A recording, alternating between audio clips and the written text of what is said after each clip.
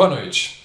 Hoje eu queria estudar com vocês uma palavra muito importante que a gente encontra na Bíblia e que às vezes passa despercebida no nosso estudo da palavra de Deus. A gente vê essa palavra e acaba não meditando muito sobre o seu significado, sobre a profundidade do que está contido ali. Essa palavra se encontra, entre outros lugares, em 1 Coríntios, capítulo 1, versículo 30. Presta atenção. Mas vós sois dele, em Jesus Cristo, o qual para nós foi feito por Deus sabedoria e justiça e santificação e redenção. Então, Jesus, a sabedoria de Deus, esse texto em 1 Coríntios está discutindo bastante sobre o contraste entre a sabedoria de Deus, a sabedoria do mundo, e Jesus Cristo é a nossa justiça, a nossa santificação e a redenção. Redenção é que eu queria focar hoje com você. O que é redenção? Não, redenção tem a ideia de libertação. É uma libertação de alguém que estava preso, mas uma libertação por meio de um pagamento de resgate. Então, você tem uma pessoa presa, alguém vai e paga o resgate e essa pessoa é liberta. Isso aqui é o sentido da palavra redenção. Então, você tem vários textos na palavra de Deus que falam de Jesus sendo a nossa redenção ou pagando o preço para a nossa redenção. Por exemplo, você tem lá em Marcos capítulo 10, versículo 45, porque o Filho do Homem também não veio para ser servido, mas para servir e dar a sua vida em resgate de muitos. Então Jesus veio nos resgatar, dar a sua vida como preço de resgate. 1 Timóteo 2, 5 a 6, porque há um só Deus e um só mediador entre Deus e os homens, Jesus Cristo, homem, o qual se deu a si mesmo em preço de redenção por todos, para servir de testemunha a seu tempo. Então, Jesus morreu na cruz para servir de redenção a todos os homens. Bom, então isso aí, na verdade, não é novidade para as pessoas que estão acostumadas com a leitura da palavra de Deus. Mas o que às vezes as pessoas não param muito para pensar é: se Deus nos libertou, de quem Ele nos libertou? Nós éramos então presos, estávamos sob o domínio de alguém, isso era ruim para nós, então Jesus pagou o preço para nos libertar. A ideia é: nós éramos escravos de quem? E se nós éramos escravos desse alguém, então para quem foi pago o preço dessa redenção? Deixa eu tentar colocar essa pergunta um pouco mais clara para você. Você lembra do filme As Crônicas de Nárnia, O Leão, a Feiticeira e o Guarda-Roupa? Ou então, se você leu esse livro, você talvez se lembre de uma cena em que existe um dos jovens que é um traidor. Esse jovem, ele acabou abandonando os outros e se aliando com a feiticeira. E, a certo momento do filme, ele acaba retornando para o arraial ali dos justos, sob a liderança do leão.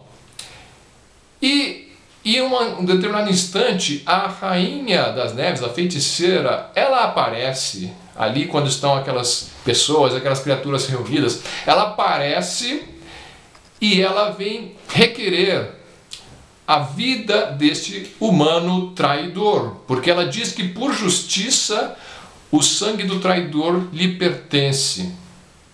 Então todos ficam ali assustados com aquilo, mas o leão, que no filme representa Jesus, ele, sabendo dessa lei, que de fato os traidores pertencem à rainha ou à feiticeira, que na verdade tipifica o diabo, então ele fica muito triste e ele aparentemente não pode fazer nada para livrar essa pessoa que vai ser condenada, que vai ser entregue a Satanás, porque essa pessoa é uma traidora, traiu a Deus e a confiança, então pecou, caiu em pecado. Aquilo tipifica a queda do homem. Então o homem perdido está nas mãos do diabo, então pertence ao diabo. E então o leão, naquele instante, ele entra com a feiticeira em uma tenda e ali eles eles conversam durante um certo tempo, e depois o leão sai dessa tenda e ele acaba decidindo que ele vai se entregar à feiticeira para ser morto no lugar do jovem traidor, de maneira que o jovem é salvo pela vida do leão, ou pela morte do leão. Isso, é claro, simboliza a morte de Jesus Cristo na cruz, para salvar a nós que somos pecadores dignos da morte eterna. Bom, então, existe uma teoria sobre a redenção que diz assim que Jesus Cristo, ele morreu na cruz para pagar o preço pelos nossos pecados, pagar esse preço ao diabo. Essa teoria é muito antiga no cristianismo. Parece que foi Orígenes que primeiramente criou essa explicação de que Jesus Cristo teria morrido para pagar ao diabo o preço de resgate pelas nossas almas. Assim nós poderíamos ser libertos das mãos de Satanás, e Jesus Cristo morreu então nas mãos de Satanás. Só que Deus, quando entregou Jesus para Satanás, Satanás não sabia ou não saberia que Jesus Cristo iria ressuscitar. Então, meio que Deus enganou Satanás nessa, e Jesus ressuscitou e triunfou sobre a morte. Então você pode reconhecer isso muito claramente no filme, onde a feiticeira e os seus demônios acabam matando o leão, fazem aquela festa toda, e depois o leão acaba ressuscitando. Bom, se nós somos escravos do diabo, ou éramos antes de conhecermos Jesus, e o diabo tinha poder sobre as nossas vidas, é lógico, é natural você pensar assim que de fato Jesus Cristo teria que pagar o preço para quem era dono nosso, que seria o diabo. Então Jesus teria pago o preço ao diabo. Qual que é o problema com esse quadro, com essa explicação? Bom, o problema muito claro é: Jesus Cristo estaria fazendo um acordo com o diabo pelas pelas almas dos pecadores. Isso por si só, já é bastante perturbador.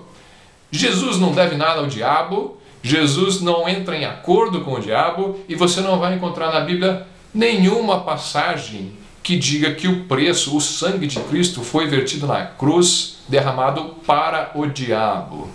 Muito pelo contrário, você encontra textos e mais textos dizendo para quem Jesus pagou esse preço.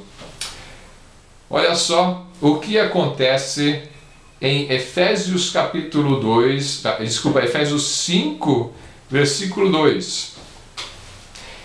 E andai em amor, como também Cristo vos amou, e se entregou a si mesmo por nós, em oferta e sacrifício a Deus, não ao diabo. Sacrifício a Deus, ele se entregou por nós, a Deus, em cheiro suave. Também Hebreus capítulo 9, versículos 12 a 15 diz assim: nem por sangue de bodes e bezerros, mas por seu próprio sangue entrou uma vez no santuário. Esse é Jesus, ele entrou uma vez no santuário, havendo efetuado uma eterna redenção. Essa palavra é importante, porque se o sangue dos touros e bodes e a cinza de uma novilha esparzida sobre os imundos o santifica, quanto à purificação da carne, quanto mais o sangue de Cristo, que pelo Espírito Eterno se ofereceu a si mesmo imaculado a Deus, purificará as vossas consciências das obras mortas para servirdes ao Deus vivo, e por isso é mediador de um Novo Testamento. E ele continua a explicação. Então veja bem, do mesmo jeito que os sacrifícios oferecidos no Velho Testamento sobre o altar eram oferecidos a Deus e não ao diabo, Jesus Cristo ofereceu o seu sangue a Deus e não ao diabo, para nos resgatar da maldição que estava sobre nós.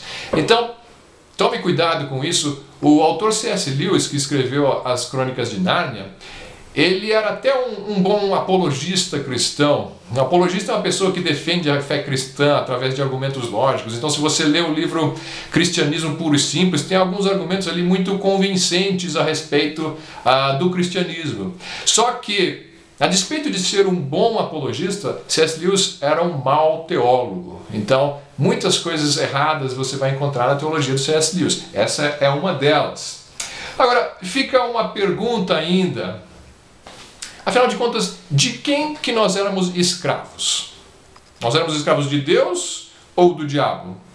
Quer dizer, se Jesus Cristo pagou a Deus o resgate, fica parecendo mal. Então a gente era escravo de Deus e Jesus pagou para Deus para nos libertar. Então será que Jesus é mais justo do que o Pai? Fica uma coisa estranha, né? Então, preste atenção nesse texto de Hebreus capítulo 2, versículo 14 a 15. E visto como os filhos participam da carne e do sangue, também ele participou das mesmas coisas, para que pela morte aniquilasse o que tinha o império da morte, isto é, o diabo, e livrasse todos os que, com medo da morte, estavam por toda a vida sujeitos à servidão. Então, de fato, quando Adão e Eva caíram, eles sujeitaram a raça humana a um estado de morte, a maldição da morte, e nós somos escravos do pecado e condenados, escravos da morte até de certa maneira a gente pode dizer. E quem domina sobre a morte é o diabo.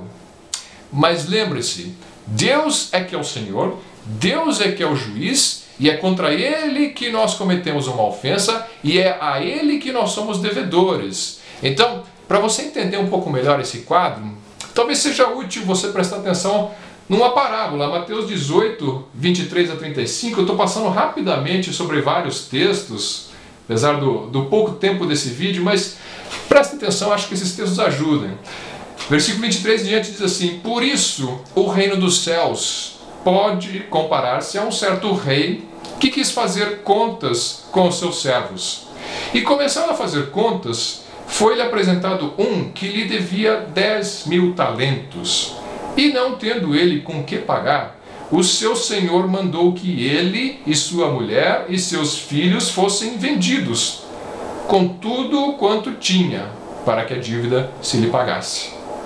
Então aquele servo, prostrando-se, o reverenciava, dizendo: Senhor, seja generoso para comigo e tudo te pagarei. Então o senhor daquele servo, movido de íntima compaixão, soltou-o e perdoou-lhe a dívida. Então compara a situação desse jeito. Deus é o juiz. Nós somos devedores a Deus, não ao diabo. Nós não temos como pagar a dívida. Então nós vamos ser lançados na prisão ou nas trevas exteriores, onde há choro e ranger de dentes. Então lá está a nossa condenação. E nós passamos pela morte por causa disso. E quem domina sobre a morte é o diabo. É como se nós estivéssemos sendo entregues aos atormentadores por causa de uma dívida que nós temos para com Deus. E nós vamos pagar essa dívida para o resto da eternidade no inferno, a não ser que alguém pague por nós. E Deus não queria nos lançar no inferno. Então por isso ele manda Jesus para satisfazer a sua própria justiça, morrendo na cruz por nós e pagando o preço para o Pai mesmo, não ao diabo, pagando o preço para nos libertar das mãos dos atormentadores, do diabo, da morte, dessa escravidão. Então fica muito claro a situação assim: a redenção, o preço de redenção foi pago a Deus e não ao diabo. Então você tem essa conclusão muito clara. E a gente pode citar para terminar Oséias 13, 14. Eu os remirei da mão do inferno e os resgatarei da morte. Onde estão, ó morte, as tuas pragas? Onde está, ó inferno, a tua perdição? É por isso que eu gosto de lembrar daquele hino: foi na cruz, onde um dia eu vi meu pecado castigado em Jesus. Foi ali pela fé que meus olhos abri e eu agora me alegro em sua luz. Que Deus abençoe grandemente a sua vida.